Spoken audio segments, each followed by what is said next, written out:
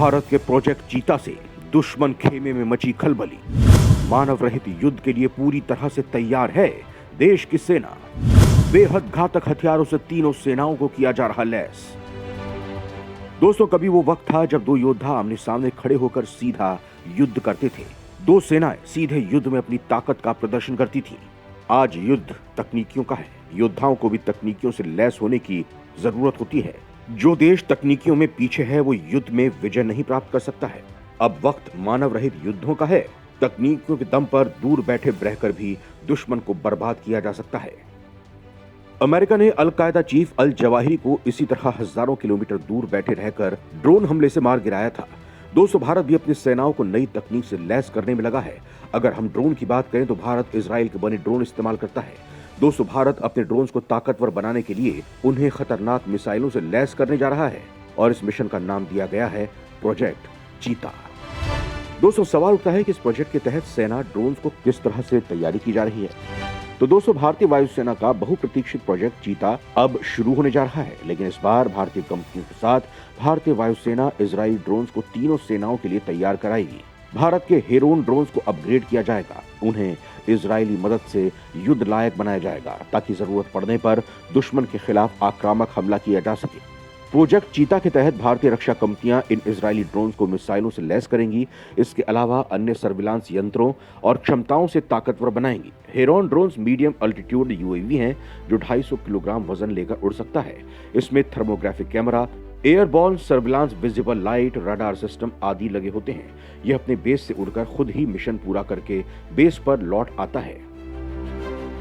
Israeli drones में तैनात की गई घातक मिसाइलें, पलक झपकते ही दुश्मन हो जाएगा पूरी तरह बर्बाद। दोस्तों, हेरोन ड्रोन्स को लेजर गाइडेड बम, हवा से जमीन, हवा से हवा और हवा से एंटी टैंक गाइडेड मिसाइलों से लैस किया जाना है। प्रोजेक्ट चीता को लेकर आखिरी फैसला जल्द होने की उम्मीद है। आइए आपको बताते हैं कि हेरोन ड्रोन्स किस तरह से फायदेमंद होते हैं। चीन की सेना लद्दाख सीमा के इस पार या उस पार भारत के खिलाफ कोई नापाक हरकत करेगी तो तुरंत भारत को पता चल जाएगा। चीन के साथ पिछले साल चल रहे सीमा विवाद के वक्त भारतीय सेना को इजरायल ने ड्रोन्स दिए हैं जिनके कैमरे, सेंसर और रडार किसी बाज की नजरों की तरह तेज हैं। इन्हें लद्दाख सेक्टर तैनात किया गया था। इजरायल से 4 हेरोन ड्रोन्स मिले थे। सबसे खास बात यह है कि इन ड्रोन्स को किसी तरह से भी जैम नहीं किया जा सकता, यानी इनमें एंटी जैमिंग तकनीक लगी है जो पहले के ड्रोन्स की तुलना में ज्यादा दमदार है। इन ड्रोन्स को प्रधानमंत्री नरेंद्र मोदी की इमरजेंसी फाइनेंशियल पावर के तहत मंगवाया गया है ताकि देश की सुरक्षा को लेकर किसी तरह का समझौता ना किया जाए। हेरोन ड्रोन्स को इजरायल एयरोस्पेस इंडस्ट्री ने बनाया है। ये एक medium altitude long endurance unmanned aerial vehicle है। सवाल उठता है कि इस ड्रोन की क्षमता क्या है। तो दोस्तों, हेरोन ड्रोन एक बार हवा में उड़ा तो 52 घंटे तक उड़ान भरने में सक्षम है। ये जमीन से 35,000 फीट यानी 10.5 किलोमीटर की ऊंचाई पर बेहद शांति से उड़ता रहता है। इसे नियंत्रित करने के लिए जमीन पर एक ग्राउंड स्टेशन बनाया जाता है जिसमें मैनुअल और ऑटोमेटिक कंट्रोल सिस्टम्स होते हैं। ये ड्रोन किसी भी मौसम में उड़ान भरने में सक्षम है। हेरोन ड्रोन्स में कई तरह के सेंसर्स और कैमरे लगे हैं, जैसे थर्मोग्राफिक कैमरा यानी इंफ्रारेड कैमरा जो रात में या अंधेरे में देखने में मदद करते हैं। इसके अलावा visible light airborne ground surveillance जो दिन की रोशनी में तस्वीरें लेता है। साथ ही इंटेलिजेंस सिस्टम समेत कई तरह के रडार सिस्टम लगे हैं। इस ड्रोन की सबसे बड़ी बात यह है कि ये आसानी से ही टारगेट को लॉक करके उसकी सटीक पोजीशन आर्टिलरी यानी टैंक या इंफ्रारेड सीकर मिसाइल को दे सकता है, यानी सीमा के इस पार से ड्रोन से मिले सटीक टारगेट पर हमला किया जा सकता है। इसके कम्युनिकेशन सिस्टम सीधे तौर पर ग्राउंड स्टेशन से संपर्क में तो रहते ही हैं। इसके अलावा इसकी संचार प्रणाली को सैटेलाइट के जरिए भी लिंक किया जा सकता है। इसके नेविगेशन के लिए pre programmed fully automatic navigation को चलाया जा सकता है या फिर मैनुअली आप रिमोट से इसे नेविगेट कर सकते हैं। इसका कुल वजन 250 किलोग्राम है। भारत में भेजे गए इजरायली हेरोन ड्रोन का नाम ईगल या हारफांग है। हालांकि भारतीय सेना इसे अपना अलग नाम दे सकती है। दोस्तों, भारतीय सेना इसका उपयोग सीमाओं की निगरानी और आतंकी गतिविधियों को रोकने के लिए करेगी। इसके अलावा भारतीय नौसेना इसकी मदद से हिंद महासागर, अरब सागर, बंगाल की खाड़ी समेत कई अन्य तटीय इलाकों पर घुसपैठ और चीनी हरकतों पर नजर रख सकेगी। खास बात यह है कि इस ड्रोन की मदद से आप समुद्र के अंदर भी झांक सकते हैं। ये पानी की गहराई में मौजूद पनडुब्बियों पर भी नजर रख सकती है। साथ ही इसके थर्मल सेंसर कैमरा रात के अंधेरे में होने वाले इंसानी मूवमेंट को पकड़ सकते हैं।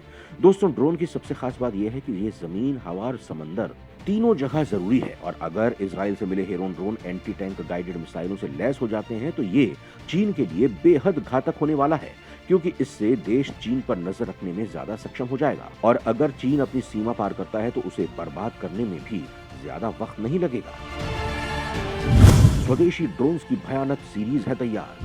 डीआरडीओ मचाने जा रहा है दुनिया में तहलका।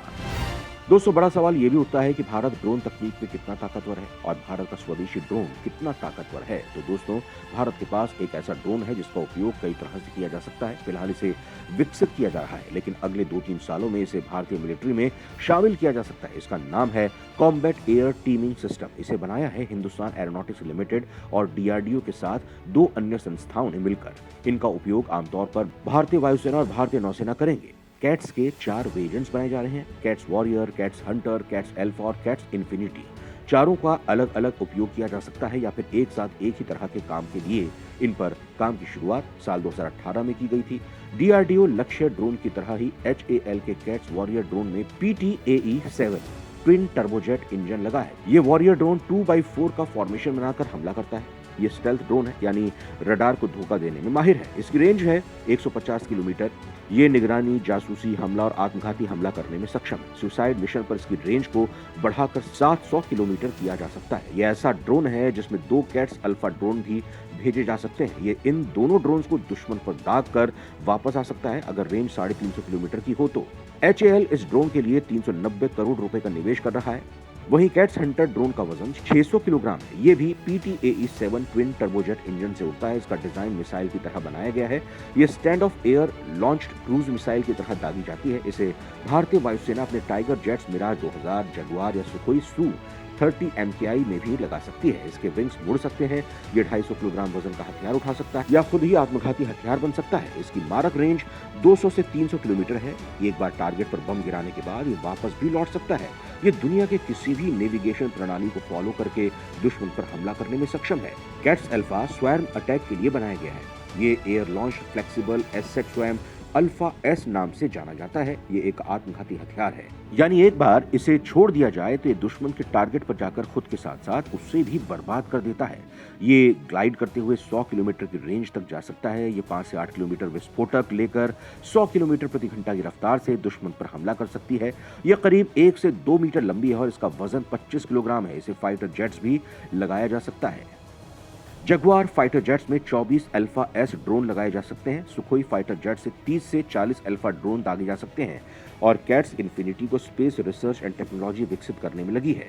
ये हाई एल्टीट्यूड सूडो सैटेलाइट के तौर पर उपयोग की जाएगी। ये ऐसा ड्रोन होगा जो 70,000 फीट की ऊंचाई पर 3 महीने तक लगातार उड़ान भर सकता है। इसका वजन 500 किलोग्राम होगा। ये इतनी ऊंचाई से लगातार निगरानी कर सकता है। इसका विंग स्पैन 50 मीटर होगा। इसकी क्रूज स्पीड 90 से 100 किलोमीटर की होगी। इसका मुख्य काम जासूसी निगरानी होगा।